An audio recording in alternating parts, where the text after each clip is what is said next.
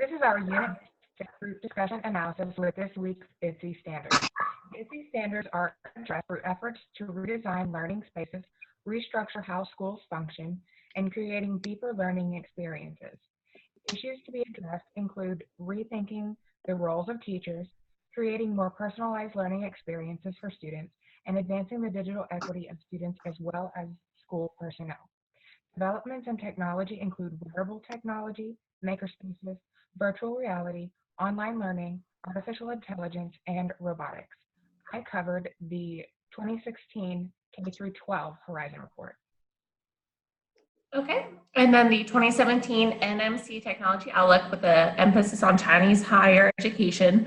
Some of the short-term trends that we saw in this one was an increased blend of learning designs, more resources, and then the rise of STEAM learning with that emphasis in the arts and increasing arts into our education. Midterm trends, increase your cross-institutional collaboration, redesigning your learning space, especially on a college campus, and just rethinking how institutions work and how we can deliver that educational message to the students. Some challenges that they face are blending formal and non-formal education, such as your online classes compared to your on-campus classes, improving digital literacy, and integrating your technology and teacher education. So using more Blackboard-centered classes, such like on the online classes. Some things that we want to adopt is just your mobile learning and have more open online classes, that virtual reality, and then robotics and machine learning. And one ISTE standard that the Chinese higher education really focused on was the leader aspect. So educators seek out opportunities for leadership to support student empowerment and success and to improve the teaching and learning.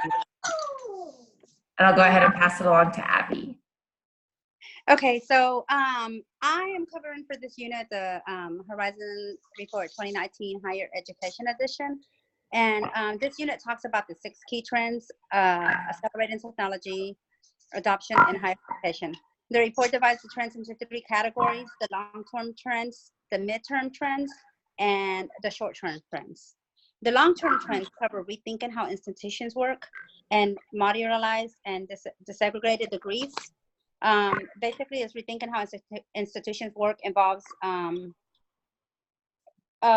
to rethink how to meet the academic and social needs of all students seeking credentials or degrees.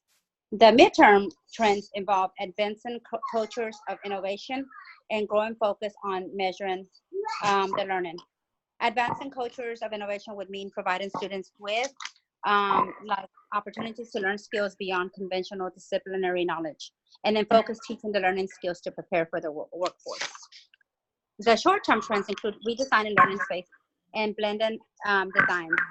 So redesigning learning spaces involves transitioning learning spaces to active learning classrooms that facilitate learning, such as flexible furniture, display screens, or wireless bandwidths. So all of the above trends will have an impact on teaching and student learning at colleges and universities if the approaches of learning are changed.